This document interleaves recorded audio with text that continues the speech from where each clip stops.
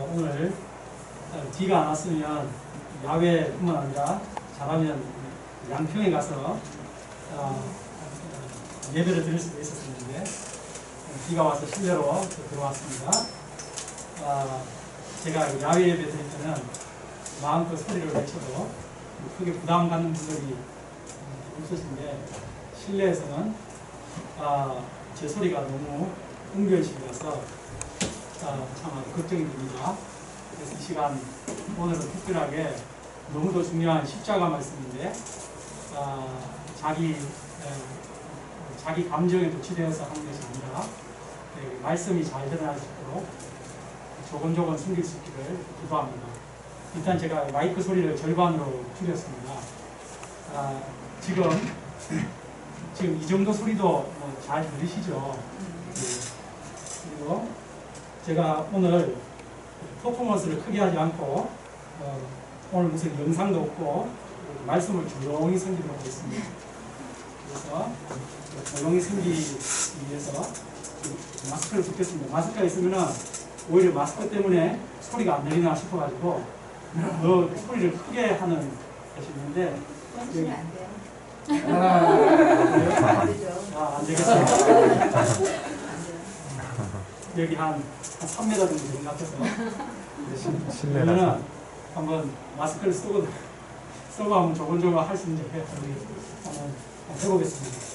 함께 오늘 말씀의 제목과 요절을 같이 읽어보겠습니다. 시작. 앞에 시작. 십자가에 못 박히신 예수님. 요절 시작. 그들이 예수를 십자가에 못 박은 후에 옷을 제비뽑아 나누고. 고마우신 하나님 아버지,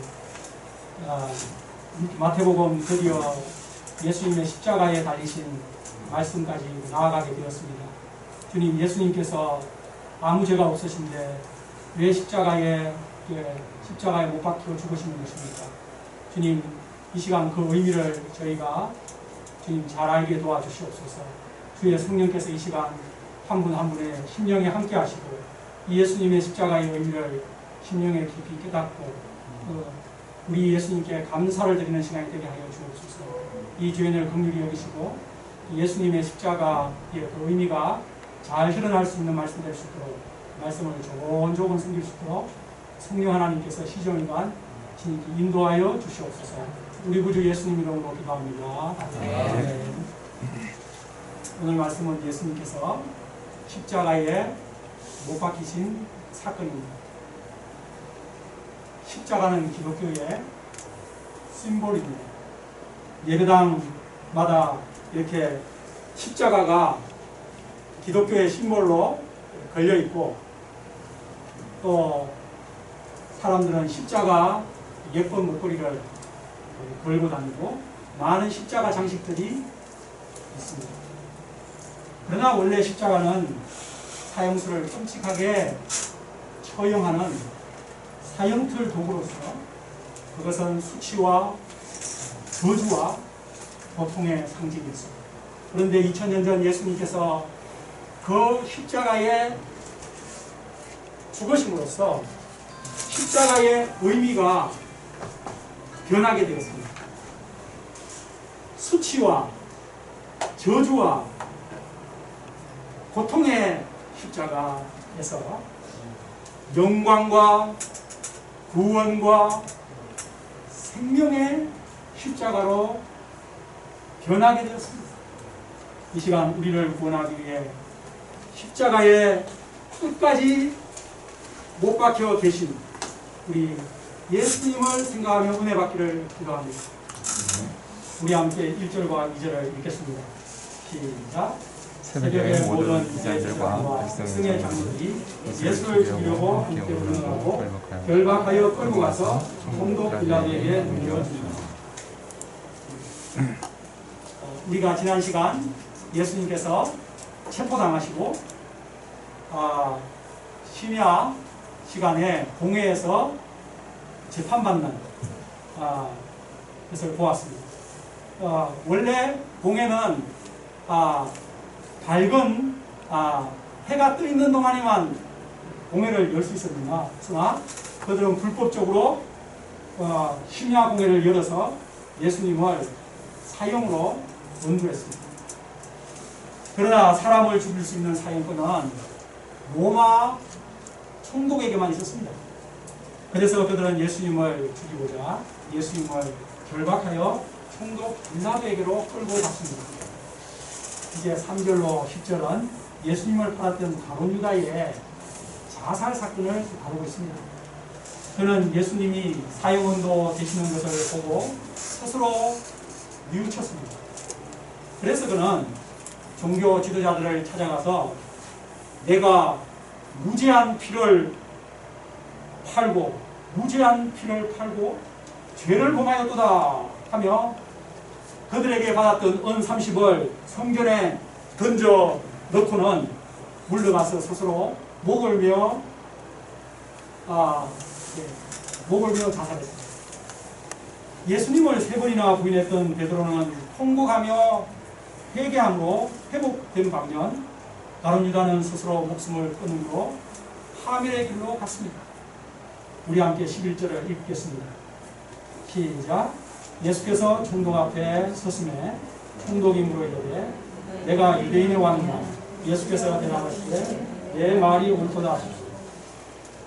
누가복음을 참조해보면 23장 2절로 5절까지 해서 종교 지도자들이 예수님을 빌라도에게 끌고 간 다음에 그 총독에게 고발하는 내용이 나옵니다.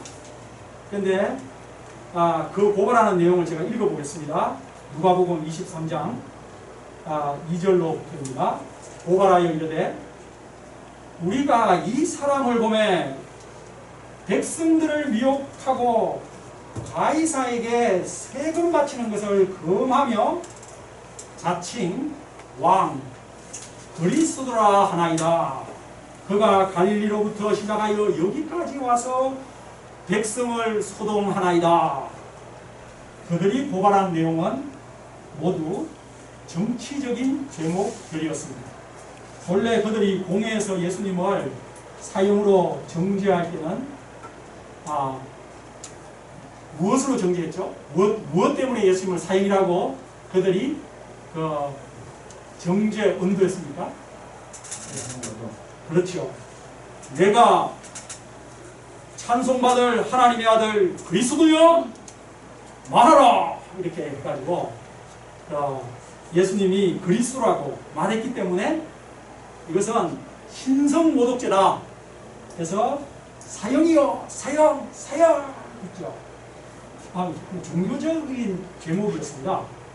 그러나 로마 당국은 식민지의 종교 문제에 있어서는 일절 관여하지 않았기 때문에 예수님의 죄목을 정치적인 죄목으로 바꾸어서 고발을 한 것입니다.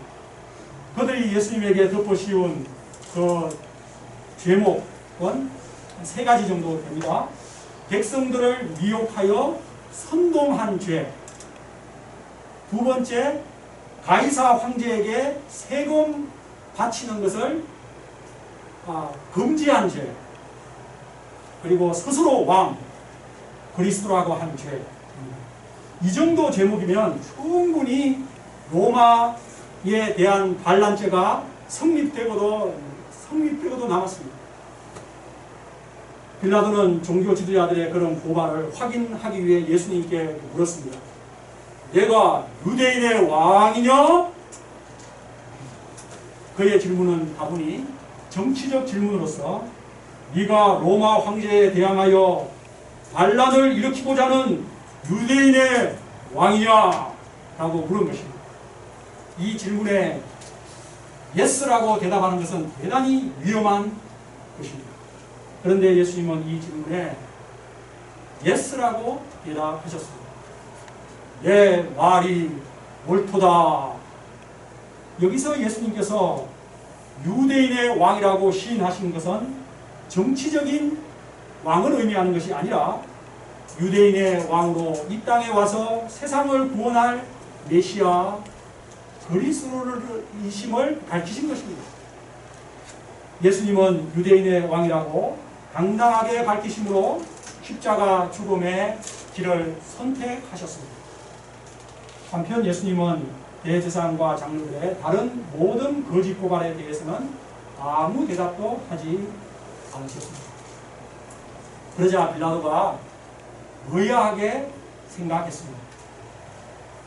그들이 너를 쳐서 얼마나 많은 것으로 정언하는지 듣지 못하느냐? 그러나 예수님은 한마디도 대답하지 않았습니다. 이는 이사야서 53장 7절 말씀같이 마치 도수장으로 끌려가는 어린 양과 틀 깎는 자 앞에서 잠잠한 양같이 예수님은 입을 열지 아니하셨습니다. 이미 십자가 죽음의 길을 가고자 작정하신 예수님은 거짓 고소들의 일절 침묵하셨습니다. 그러자 중도 빌라도가 크게 놀라워했습니다. 빌라도는 로마에서 파견된 총독으로서 재판을 많이 해본 사람입니다. 그가 지금까지의 많은 재판 경험상 죄수들은 예외 없이 자신에게 불리하면 묵비권을 행사하고 거짓 고발을 당하면은 막 입에 침을 튀기며 최선을 다해 자기를 디펜스했습니다. 그런데 예수님은 오히려 반대로 자기에게 불리한 질문, 내가 유대인의 왕이냐?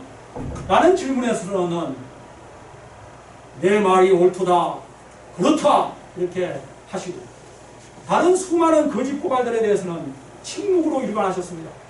이에 빌라도는 지금까지 이러한 죄수를 만나본 적이 없었던 것입니다.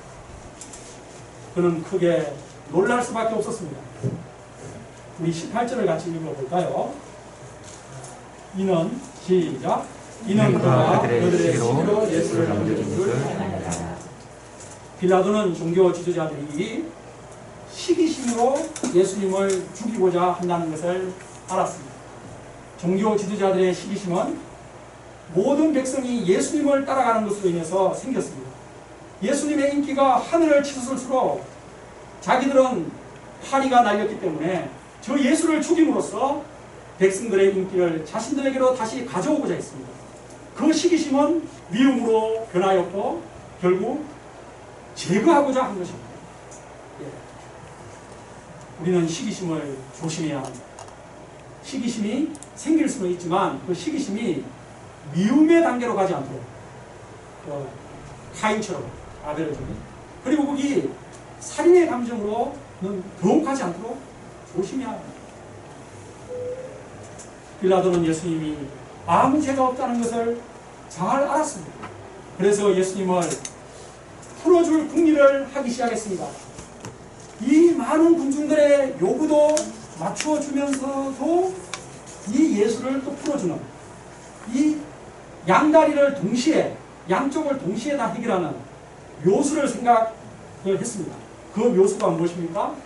명절이면 죄수 한 명을 이렇게 백성들이 원하면 풀어주는 그 제도가 있었는데 그 전례를 이용하여 예수님을 풀어주고자 제안을 했습니다. 너희들은 내가 누구를 너희에게 놓아주기를 원하느냐? 바라바냐? 이 그리스도라고 하는 예수냐? 바라바는 너무도 유명한 엄청난 큰 죄수였습니다. 유명한 죄수였습니다. So notorious. 예. 그래서 빌라도는 무리들이 당연히 예수님을 선택할 것이라고 믿었던 것입니다. 한편 그의 아내도 사람을 보내러 말했죠. 저 모르는 사람에게 아무 상관도 하지 마십시오. 오늘 내가 꿈을 꾸었는데 내가 그 사람 때문에 애를 많이 키웠나이다. 그는 아무 죄가 없는 옳은 사람입니다. 이렇게 아내가 꿈꾼 이야기를 들려주자 불길한 마음이 들어서 더욱 저 죄 없는 예수를 놓아주어야겠다고 생각했습니다. 그래서 다시 물었습니다. 둘 중에 누구를 너희에게 놓아주기를 원하느냐? 그런데 종교 지도자들로부터 조종을 사주를 받고 있던 그 무리들이 외쳤습니다. 바라바로 소이다!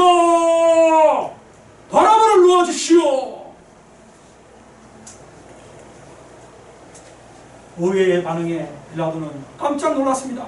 그래서 어찌미냐 저 예수가 무슨 악한 일을 하였느냐 이렇게 말을 했습니다. 그러자 우리들이 더욱 소리를 지르기 시작했습니다.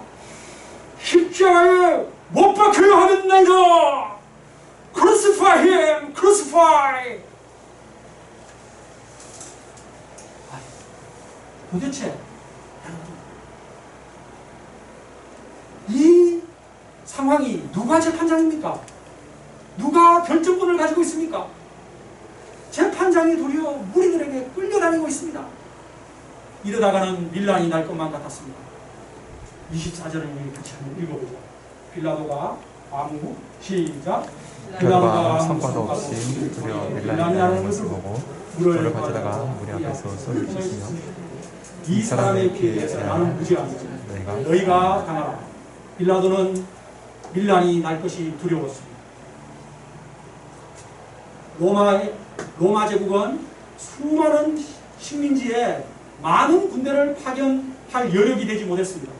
그래서 당시 그 엄청난 예루살렘에 명절이면 100만 명이나 모인다고 하는 그 예루살렘 주변에는 겨우 고작 500명도 되지 않는 군사가 배치되었다고 합니다. 그러니까 밀란이 나면은 500명이 100만 명을 어떻게 당합니까?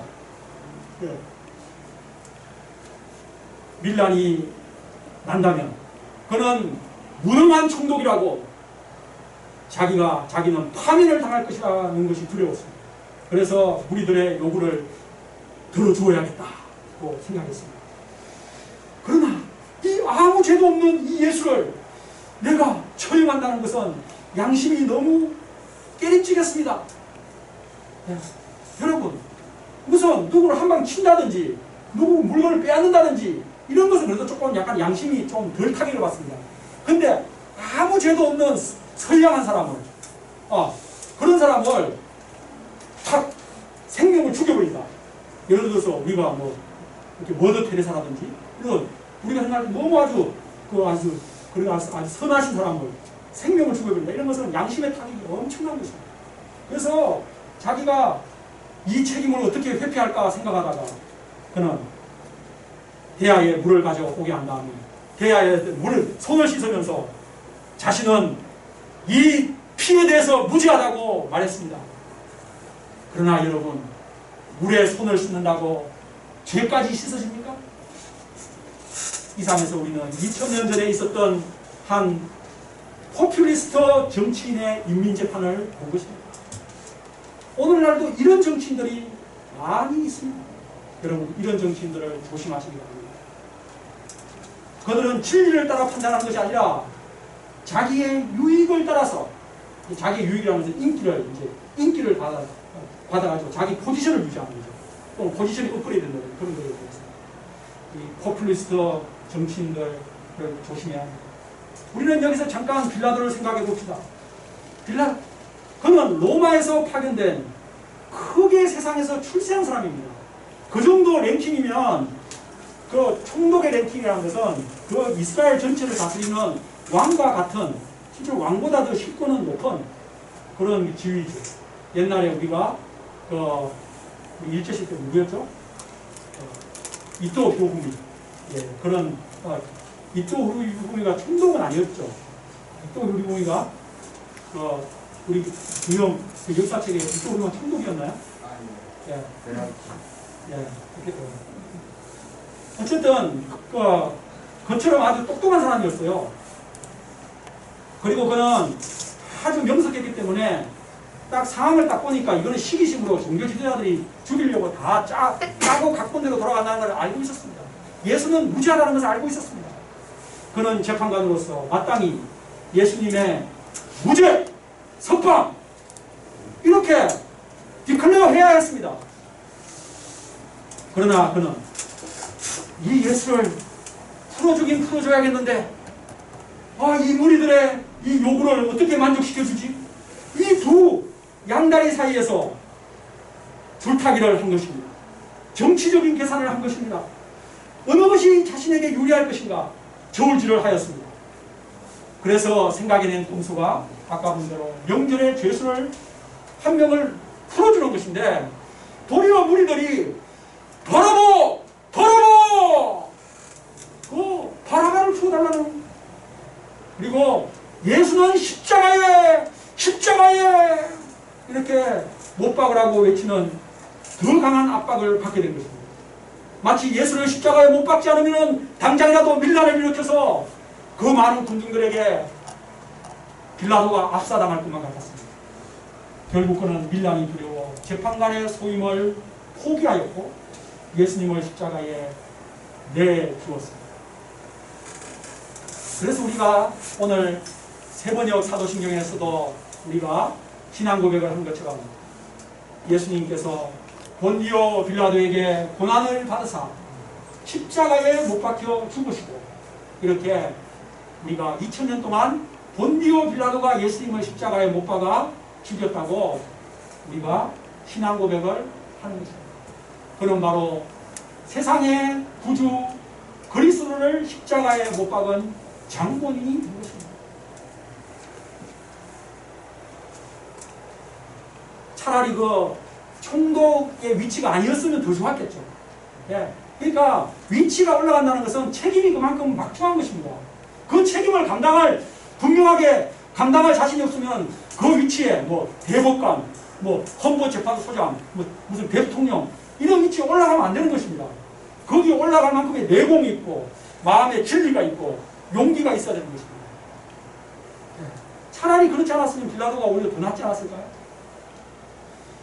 그러나 여러분, 우리가 빌라도를 말하지만 우리들에게도 빌라도와 같은 점이 있음을 우리는 고백합니다. 진실과 현실적인 유익 앞에서 갈등하는 상황이 생길 때 진실편에 서지 못하고 당당하게 현실적인 유익을 취하고 싶은 마음, 그 마음이 바로 빌라도의 마음입니다. 우리가 빌라도와 같은 그런 마음, 그 자신의 현실적인 유익을 취하고자 하는 마음, 그 진실보다 진리보다 그 마음을 회개해야 합니다. 그리고 우리는 진실과 진리, 참과 정의 편에 당당하게 설 수 있는 사람들이 될 수 있기를 기도합니다. 우리 파라칠구 한 분 한 분은 이 젊은 청년들로부터 학생으로부터 우리 가장 연장자까지도 어디에 가든지 진리 편에, 성경 말씀에, 예수님의 그 진리 편에 당당하게 서서 그 신앙의 양심대로 살아갈 수 있는 그런 정말 용기 있는 신앙인들 될 수 있기를 기도합니다. 당당하게 그리스도라고 공회 앞에서 밝히셨던 예수님, 당당하게 유대인의 왕이라고 빌라도 앞에서 밝히셨던 예수님의 그 당당함을 본받기를 기도합니다. 빌라도가 손을 씻으면서 이 사람의 피에 대해서 무죄하니 너희들이 당해라 하자 백성들이 일제히 말했습니다. 그 피를 우리와 우리 자손들에게 돌릴지어다. 이 얼마나 충격적인 말입니까? 이로써 유대인들은 죄 없으신 구주를 죽인 핏값을 담당하게 된 것입니다. 우리 27절부터 31절까지는 로마 군병들이 예수님을 채찍질하고 희롱하는 내용입니다.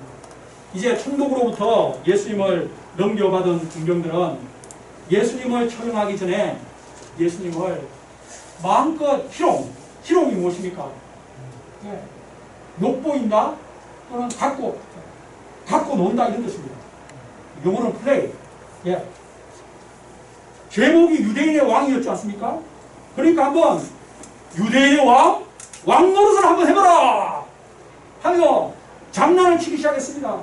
먼저 예수님의 옷을 확 벗기고 왕이 입는 그 빨간색 홍토를 홍토 같은 천이 있었겠죠. 그런 거를 예수님에 다 걸치고, 그리고 왕이면 왕관이 필요하지 하면서 가시로 왕관을 이렇게 만들어가지고 머리에 꾹 씌우고, 또 왕이면 지팡이 홀이 있어야 되지 않느냐 하면서 갈대로 지팡이를 처럼 오른손에 들렸습니다. 마치 예수님이 왕처럼 폼이 나도록 만들어 놓고 그 예수님에게 무릎을 꿇으면서 외쳤습니다. 유대인의 왕이야, 평안을 지어다. 이 얼마나 정말 소름 끼치는 조롱입니다. 그리고는 침을 뱉고 갈대로 머리를 치며 마음껏 희롱했습니다. 하늘의 하나님이시여, 이 세상의 창조주께서 비천한 인간들로부터 이 같은 희롱을 당하신 것입니다. 예수님께서 이런 희롱을 당하신 이유가 무엇입니까? 무능력하기 때문에 어쩔 수 없이 당한 것입니까? 예수님은 능력으로 한다면 당장 하나님의 권세로 군병들을 한숨에 다 가루로 만들어 버릴 수 있습니다. 그러나 예수님은 이사야서 50장 6절에 나오는 예언대로 모든 희롱을 다 참고 당하고자 하셨던 것입니다. 나를 때리는 자들에게 내 등을 맡기며 나의 수염을 뽑는 자들에게 나의 뺨을 맡기며 모욕과 침뱉음을 당하여도 내 얼굴을 가리지 아니하였느니라. 예수님은 자신을 채찍으로 때리는 군병들에게 등을 마음껏 내어 맡기셨습니다. 마음껏 때리도록 내버려 두셨습니다.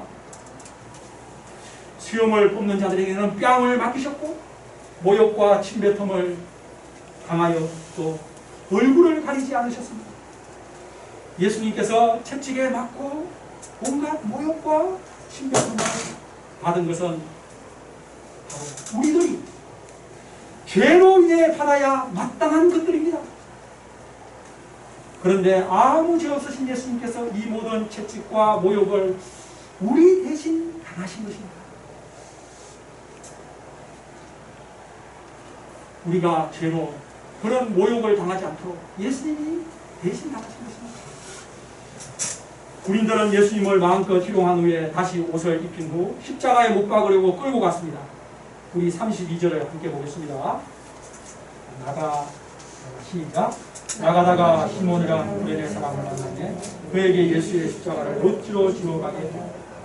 예수님은 지난밤 철야 신문과 재판을 받으셨습니다. 그리고 억센 군인들로부터 수많은 채찍에 맞으시고 희롱을 당하셨습니다. 그래서 예수님은 탈진하셔서 더 이상 골고다까지 그 십자가를 지고 갈 수가 없었습니다. 이에 군인들은 사형집행을 빨리 끝내고자 시몬이라는 구레네 사람을 억지로 잡아 십자가를 대신 지도록 했습니다. 억지로 십자가를 졌던 이 구레네 시몬이 나중에 초대교회의 인물이 되었고 온 가족이 구원을 받았습니다. 마가복음 15장 21절에 나와 있죠. 루포의 아버지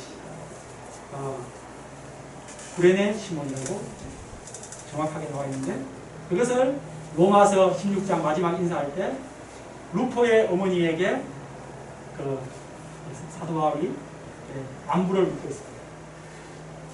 골고다 저 페골이라는 곳에 도착하여 군인들이 예수님에게 썰개탄 포도주를 주었습니다. 썰개탄 포도주는 통증을 줄여주기 위한 마취제 역할을 했습니다. 그러나 예수님은 그 썰개탄 포도주를 거절하심으로써 우리를 대신하여 당하시는 죄의 고통을 온전히 겪으시고자 하셨습니다. 우리 35절 이어져 읽겠습니다. 시작. 그들이 예수를 십자가에 못 박은 뒤에 옷을 입고가 마태는 예수님이 십자가에 못 박히시는 장면을 디테일하게 서술하지 않습니다. 왜냐하면 1세기 당시 성도들이 십자가에 못 박히는 것이 무엇이며 그 고통이 어떠한지 너무도 잘 알고 있기 때문입니다. 십자가에 대한 것은 다음 시간에 45절부터 말씀드리겠습니다. 군인들은 예수님을 십자가에 못 박은 후 예수님의 옷을 누가 가질지 제비뽑기를 했습니다. 우리 37절을 읽겠습니다. 시작. 그 머리 위에 있는 유대인의 왕 예수라 쓴 죄패를, 예수님은 유대인의 왕이라는 그 죄패가 붙어 있었습니다.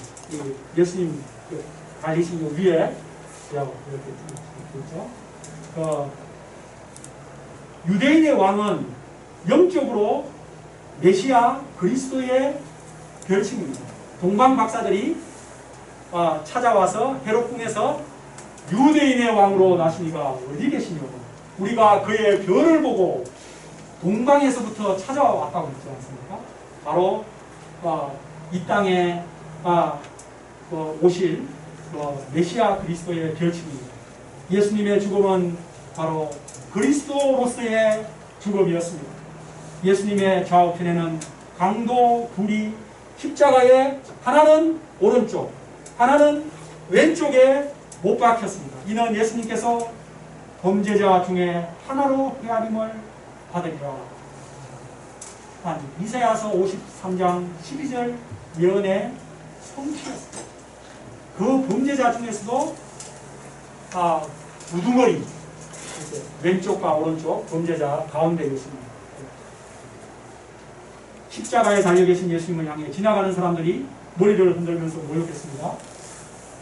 성전을 헐고 사흘 만에 죽는다고 하는 자여, 네가 만일 하나님의 아들이거든 자기를 구원하고 십자가에서 내려오라. 또 그와 같이 대제사장들도 서기관들과 장로들과 함께 예수님을 희롱했습니다. 이 42절 읽어보겠습니다. 시작. 그가 남은 구원하였으되 자기는 구원할 수 없도다. 그가 이스라엘의 왕이로다. 지금 십자가에서 내려올지어다. 그리하는 우리가 믿겠노라. 종교 지도자들의 조롱은 사탄적이었습니다. 사탄은 어떻게 했더라도 예수님이 십자가를 지지 못하도록, 그래서 하나님의 구속 역사가 실패하도록 하기 위해 십자가에서 내려오도록 조롱했습니다. 네가 만일 하나님의 아들이거든 너를 구원하고 십자가에서 내려오라. 그러면 우리가 믿겠노라. 내려오지도 못하면서 네가 그리스도 메시아 유대인의 왕이야? 능력도 없으면서 이렇게 사람 속을 다 뒤집는 것입니다. 사탄이 예수님 공생의 처음에 바로 그렇게 예수님을 네가 만일 하나님의 아들이거든 그렇게 하라고 3번이나 시험했지 않습니까? 그 사단이 잠시 떠나갔다고 되어 있는데 다시 여기 결정적으로 나타나서 사단이 예수님이 십자가 지는 것을 실패하도록, 인류를 구원하는 것을 하지 못하도록 그렇게 예수님을 시험했던 것입니다. 그러나 예수님은 십자가에서 끝까지 내려오지 않으셨습니다. 그럼으로써 사단의 시험을 이기셨습니다. 십자가에 달려 죽기까지, 그 마지막 숨이 끊어지는 그 순간까지 십자가에서 내려오지 아니하심으로써 하나님의 구원 역사를 완성하신 예수님을 찬양합니다. 우리 42절 전반부를 다시 한번 읽어보겠습니다. 없도다까지. 시작. 그가 남은 구원하였으되 자기는 구원할 수 없도다. 아멘. 그가 남은 구원하였으되 자기는 구원할 수 없도다. 저는 이 말씀을 읽을 때면 예수님께서 왜 십자가에 달려 계신지 너무도 명확하게 느낌이 옵니다. 그것이 무엇입니까? 남은 구원하였을 때 자기는 구원할 수 없도다. 역설적이지 않습니까? 예수님은 바로 남을 구원하기 위해서 자기를 구원하시지 않고 계신 것입니다. 예수님은 하나님으로서 얼마든지 자신을 구원할 수 있습니다. 당장 십자가에서 내려와서 자신을 조롱하는 그 자들을 박살낼 수 있습니다. 그러나 예수님은 남을 구원하기 위해서 곧 여러분과 저를 비롯한 세상 모든 사람들을 구원하기 위해서 자기를 구원하지 않고 계신 것입니다. 끝까지 십자가를 지신 것입니다. 죽기까지, 마지막 숨이 거둘 때까지 십자가에 참고 달려 계신 것입니다. 예수님께서 죽기까지 십자가에 달려 계심으로써 여러분과 제가 구원받을 수 있게 된 것을 믿습니다. 베드로전서 2장 24절은 말합니다. 친히 나무에 달려 우리 죄를 담당하셨으니 이는 우리로 죄에 대해서 죽고 의에 대하여 살게 하려 하심이니라. 우리들을 구원하기 위해 자기를 구원하지 않으시고 십자가의 끝까지 달려 계셨던 예수님께 모든 감사를 드립니다. 결론입니다. 예수님은 아무 죄가 없으셨지만 가장 끔찍한 죄인이 처형당하는 십자가에 못 박히셨습니다. 인간적으로 보면 이런 세상에 있으면 안 되는 일이었습니다. 가룟유다의 배반, 종교지도자들의 시기심, 무지한 무리들의 군중심리, 빌라도의 불의한 재판 때문에 예수님은 억울하게 십자가에 달려 죽은 청년 같아 보입니다. 그러나 예수님의 죽으심은 유대인의 왕 그리스도로서의 죽음이요 우리 죄인들을 살리기 위한 죽음이었습니다. 예수님은 우리를 구원하기 위해 자기를 구원하지 않으셨습니다. 세상에 어떤 왕이, 어떤 사람이, 어떤 통치자가 남을 구원하기 위해서 자기를 구원하지 않는 사람이 누가 있었습니까? 유일하게 예수 그리스도 한 분밖에 없습니다. 세상의 많은 왕들을 보십시오. 자기가 살기 위해서 백성들을 쥐어짜고 죽입니다. 우리의 진정한 왕 예수님을 찬양합니다. 예수님은 이 예수님으로 인해 여러분과 제가 구원받았습니다. 우리를 구원하기 위해 끝까지 십자가를 지신 예수님을 찬양합니다. 기도하겠습니다. 예수님 감사합니다. 예수님의 십자가는 주님 아무 죄도 없는 우리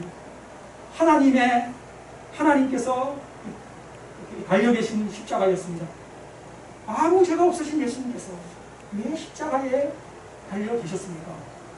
능력이 무한하신 예수님께서 왜 그 많은 주님 조롱과 박해를 받으며 십자가에 달려 계셨습니까? 왜 자기를 구원하지 않으셨습니까? 주님, 그것은 바로 우리를 구원하기 위해서, 이 세상의 죄인들을 구원하기 위해서 십자가에서 주님 끝까지 십자가를 끝까지 주신 것을 감사합니다. 주님, 저희가 이 한 주 예수님의 십자가를 깊이 묵상하며 주님, 우리를 구원하기 위해 자기를 구원하지 아니하신 이 예수님 깊이 묵상하게 도와주십시오. 예수님 이름으로 기도합니다. 아멘.